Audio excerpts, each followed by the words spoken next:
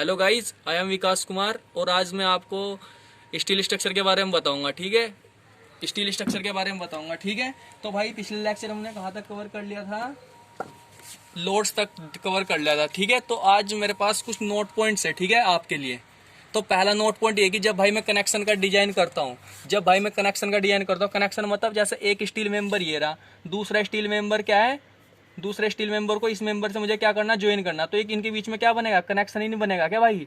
अब इस कनेक्शन का जब मैं डिजाइन करता हूँ, ठीक है, तो अगर मैं इस कनेक्शन की डिजाइन करने के लिए अर्थक्वेक लोड तथा विंड लोड का इफेक्ट को कंसीडर करूंगा ना, तो इस कनेक्शन में जो परमिसिबल स्ट्रेसेस है ना भाई 25% इंक्रीज हो जाती है।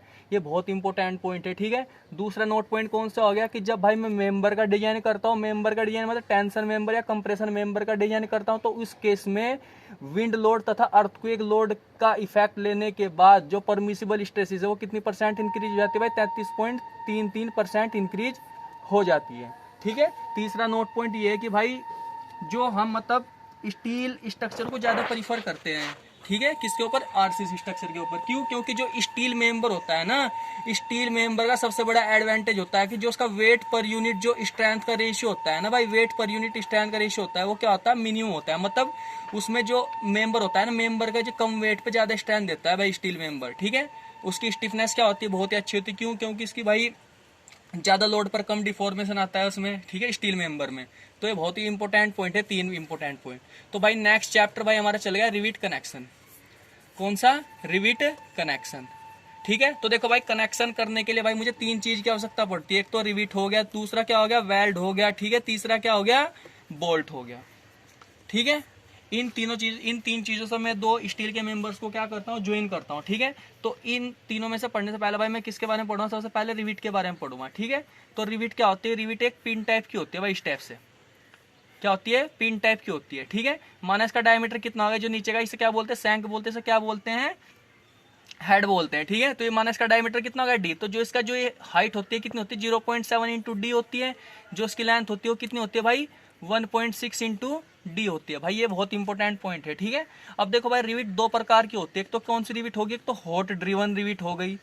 कौन सी होगी? हॉट ड्रिवन रिविट होगी। दूसरी क्या होगी? कोल्ड ड्रिवन रिविट हो गई। ठीक है भाई, दो प्रकार की रिविट होती है। कौन सी? एक तो हॉट ड्रिवन रिविट होगी, दूसरी क्या होगी? कोल्ड ड्रिवन रिविट हो गई। अब देखो इनके यूज होते हैं। देखो जैसे मेरे पास एक स्टील मेंबर ये रहा है यहाँ पर, ठीक है, दूसरा स्टील मेंबर ये रहा है यहाँ। अब देखो जब मैं इसमें रिविट करूंगा, मतलब रिविटिंग करूंगा, तो सबसे पहले क्या करूंगा? इन दोनों मेंबर में क्या करूंगा? पंच करूंगा, जिससे कि इसमें होल खुल जाए, होल हो जाए। होल जब होल हो जाएगा तो क्या कर देंगे? इसमें रिविट डाल देंगे हम। तो देखो कोल्ड हॉट ड्रिवन रिविट क्या करते? हॉट ड्रिवन जब इसमें मैंने क्या कर दिया? होल कर दिया इसमें, माना ये क्या कर दिया? होल कर दिया। तो इसमें क्या करूंगा? जब मैं रिविट डालूंगा, जैसे मैंने क्या कर दिया? रिविट डाल दिया, तो रिविट का जो नीचे का जो एंड है ना, इसे क्या कर देते? गर्म कर देते हैं। गर्म कब तक करते हैं? जब तक ये लाल ना हो जाए। फिर क्या करते हैं? हैमर से इसके नीचे क्या करते हैं? चोट मारते हैं, जिससे कि ये जो रिविट है नीचे क्या हो जाए? फैल जाए, मतलब एकदम से निकले ना, जिससे जॉइंट क्या हो जाए? बढ़िया हो जाए। तो इस प्रकार की रिविटिंग को क्या बोलते हैं? हॉट ड्रिवन रिविट बोलते हैं। ठीक है भाई, और कोल्ड ड्रिवन रिविट क्या बोलते हैं? किसे बोलते हैं? देखो एक मेंबर ये रहा मेरे पास, दूसरा मेंबर क्या करना है? मुझे इसके साथ जोड़ना है। तो सबसे पहले क्या करूंगा? होल बनाऊंगा भाई इसमें, इन दोनों में। फिर इसमें क्या करूंगा? रिविट डाल दूंगा। अब नीचे से फिर हैमर से, मतलब बगैर गर्म किए रिविट को नीचे से क्या करना? चोट मारना, जिससे कि फैल जाए। ठीक है, जिससे कि निकले। तो इसे क्या बोलते हैं? कोल्ड ड्रिवन रिविट बोलते हैं। ठीक है, आ गया भाई समझ में? यहाँ तक चलो ठीक है भाई। अब देखो कुछ इंपोर्टेंट पॉइंट होते हैं कि देखो मतलब जब रिविट का diameter less than equal to 25 mm होगा, जब रिविट का diameter less than equal to 25 mm होगा, तब उस केस में जब होल का जो डायमीटर होगा, माना कैपिटल डी क्या हो गया? होल का डायमीटर जो इनमें होल किया वो कितना आ जाएगा? उसमें कितना जुड़ जाएगा भाई? 1.5 mm जुड़ जाएगा। ठीक है, जब रिविट का डायमीटर 25 mm से क्या होगा भाई? ज्यादा होगा, तब होल का डायमीटर कितना हो जाएगा भाई? इसमें कितना हो जाएगा? 2 जुड़ जाएगा। ये भाई इंपोर्टेंट, बहुत इंपोर्टेंट पॉइंट होते हैं। ठीक है, अब देखो भाई मतलब रिविट के आगे बार पढ़ने से पहले भाई हमें पता होना चाहिए कि भाई जॉइंट्स कितने प्रकार के होते हैं। ठीक है, जॉइंट्स के प्रकार तो देखो भाई दो प्रकार के जॉइंट होते हैं भाई हमारे पास। एक तो क्या हो गया? लैप जॉइंट हो गया। कौन सा हो गया? लैप जॉइंट हो गया। लैप मतलब और लैप कर देना। लैप जैसे मतलब एक मेंबर ये दूसरे मेंबर के इसके ऊपर क्या कर दिया? लैप कर दिया। देखो क्या कर दिया? लैप। तो इसे क्या बोलते हैं? लैप जॉइंट बोलते हैं। ठीक है, यहाँ क्या कर दिया? रिविटिंग कर दी। ठीक है, ये क्या कह दिया? इसे क्या कह दिया? लैप जॉइंट कह दिया। ठीक है भाई, आगे समझ में? दूसरा कौन सा होता है? Butt joint. दूसरा कौन सा होता है? But joint. बट ज्वाइंट क्या होता है कि जब दो मेंबर के क्या करते हैं, फेस टू फेस आपस में ज्वाइन करते हैं स्टेप से, इसे क्या करते हैं, बट कर दिया। But joint with single cover, इसे क्या बोलते हैं, कवर प्लेट बोलते हैं, जबकि इसको क्या बोलते हैं, जो ज्वाइनिंग प्लेट होती है ना बोलते हैं। ठीक है, तो यहाँ से क्या करता है, रिविटिंग कर दी, ये कर दी, रिविटिंग कर दी भाई यहाँ से, इसको क्या बोलते हैं, कवर प्लेट बोलते हैं भाई ऊपर। But joint with single cover. तीसरा क्या होगा, but joint with double cover. Double cover मतलब क्या हो जाएगा, देखो एक कवर प्लेट ये लगा दी, दूसरी कवर प्लेट क्या लगा दी, ये लगा दी, तो इसे क्या कह दिया कि इसे क्या कहते हैं, but joint with double cover plate. आ गया भाई समझ में ये बातें आपके, चलो ठीक है भाई, ठीक है। अब देखो भाई नेक्स्ट टॉपिक हमारा टाइप्स ऑफ फेलियर, मतलब रिविट में कितने प्रकार के फेलियर होते हैं, टाइप्स ऑफ फेलियर, FAILURE। तो टाइप्स ऑफ फेलियर, तो देखो भाई तीन प्रकार के फेलियर होते हैं। एक तो शेयर फेलियर होता है, कौन सा होता है, शेयर फेलियर होता है, ठीक है। दूसरा कौन सा होता है भाई, बियरिंग फेलियर होता है, कौन सा होता है, बियरिंग फेलियर होता है। तीसरा कौन सा होता है भाई, टियरिंग फेलियर होता है, ठीक है भाई। कौन सा फेलियर होता है, टियरिंग फेलियर होता है। देखो भाई ये चीजें याद रखनी, देखो टियरिंग, शेयरिंग फेलियर, शेयरिंग मतलब देखो जैसे यही देख लो, जब भाई मैं यहाँ पर इस पे लोड लगाऊंगा, किस पे लोड लगाऊंगा, इस पे यहाँ पे लोड लगाऊंगा, ये यहाँ क्या कर रखी मैंने, फिक्स कर रखी, इस पे जब लोड लगा रहा हूँ तो क्या होगा, शेयर किन के बीच में होगी, इन दो प्लेट के बीच में तो होगी शेयरिंग। तो ये जो शेयर लोड लग रहा है, ये वाला लोड लग रहा है, इसे कौन रजिस्ट कर रहा है भाई, बोल्ट ही तो रजिस्ट करेगा, ये बोल्ट ही तो रजिस्ट करेगा। तो इसलिए शेयरिंग फेलियर में जो स्ट्रेंथ कौन देगा, बोल्ट ही तो देगा, और कौन सा फेल होगा इसमें, बोल्ट ही फेलियर होगा। तो ध्यान रखना भाई, शेयर फेलियर में किसका फेलियर होता है, बोल्ट का फेलियर होता है, ठीक है। बियरिंग फेलियर, बियरिंग में क्या होता है कि देखो जब हम इसे खींचेंगे तो प्लेट का कुछ, जैसे प्लेट में क्या हो रखा था, होल हो रखा था, इस टाइप से होल हो रखा था, तो जब हम फोर्स लगाएंगे तो जो प्लेट का कुछ भाग है क्या हो जाएगा, थोड़ा फैल नहीं जाएगा इस टाइप से।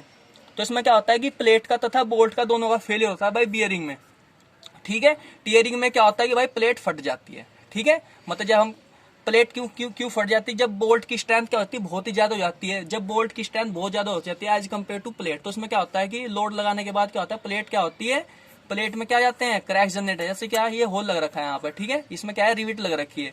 तो जब मैंने यहाँ से लोड लगाया इस पे, तो लोड लगाया तो क्या होगा, ये तो रिविट जब स्ट्रेंथ अच्छी है, तो जब रिविट की स्ट्रेंथ क्या है, अच्छे के आज किसके कंपेयर में, प्लेट के कंपेयर में, तो भाई रिविट तो अपनी जगह स्थिर रहेगी एक जगह, लेकिन प्लेट क्या हो जाएगी, प्लेट में क्या आ जाएंगे, क्रैक जनरेट हो जाएंगे इस टाइप से, ठीक है, फट जाएगी। और ये प्लेट है ना लोड के साथ क्या आ जाएगी, बाहर निकल जाएगी, जबकि ये रिविट यहीं का ही रह जाएगा। तो इस प्रकार के फेलियर को क्या बोलते हैं भाई, टियरिंग फेलियर बोलते हैं, ठीक है। अब देखो भाई कुछ पॉइंट्स होते हैं, जैसे पिच हो गया, कि इसमें पिच क्या होता है, ठीक है, पिच, PITCH, पिच होता क्या है, देखो पिच क्या होता है, देखो यहाँ देखो भाई पहले, चलो मैं इसका टॉप व्यू बना रहा हूँ, ठीक है। माना एक रिविट ये रही, दूसरी रिविट ये रही यहाँ पर, ठीक है, तीसरी रिविट ये रही, चौथी रिविट ये रही, ठीक है। ये अभी मैं आपको समझा रहा हूँ, ठीक है, बाद में जॉइंट में बताऊंगा ऐसा होता है। माना इस पे क्या लग रहा है, इस जॉइंट पे क्या लग रहा है, लोड लग रहा है P किलो न्यूटन का, कितने किलो न्यूटन का लोड लग रहा है, P किलो न्यूटन का। तो देखो पिच क्या होती है, पिच क्या होती है कि लोड की पैरेलल डायरेक्शन में, मतलब लोड की पैरेलल डायरेक्शन में सेंटर टू सेंटर की जो डिस्टेंस होती है इसे क्या बोलते हैं, पिच बोलते हैं भाई, ठीक है। दो कंजिक्यूटिव मतलब दो क्रमागत रिविट के बीच की जो सेंटर टू सेंटर डिस्टेंस होती है अलोंग द फोर्स, उसे क्या बोलते हैं, पिच बोलते हैं भाई। ये चीज याद रखनी है, ठीक है। अब एक चीज और याद रखनी है, देखो जब रिविट को किसी एक पर्टिकुलर लाइन में अरेंज करते हैं, जब रिविट को किसी एक पर्टिकुलर लाइन में अरेंज करते हैं तो उस लाइन को क्या बोलते हैं, रिविट लाइन बोलते हैं भाई, क्या बोलते हैं उसको, रिविट लाइन बोलते हैं। और स्क्राइब, SCRI, स्क्राइब लाइन भी बोलते हैं भाई इसको, ठीक है भाई। तो ये चीजें याद रखनी है, उसको क्या बोलते हैं, रिविट लाइन बोलते हैं, ठीक है। अब देखो जब लोड की परपेंडिकुलर डिस्टेंस में, जब लोड की परपेंडिकुलर डिस्टेंस में हम centre to centre distance measure करते हैं किसकी, रिविट की, तो वो डिस्टेंस क्या होती है, गेज डिस्टेंस होती है। क्या होती है भाई, वो गोज डिस्टेंस होती है, ठीक है। तो ये चीजें भाई आपको बहुत ज्यादा जरूरी याद रखनी है, ठीक है।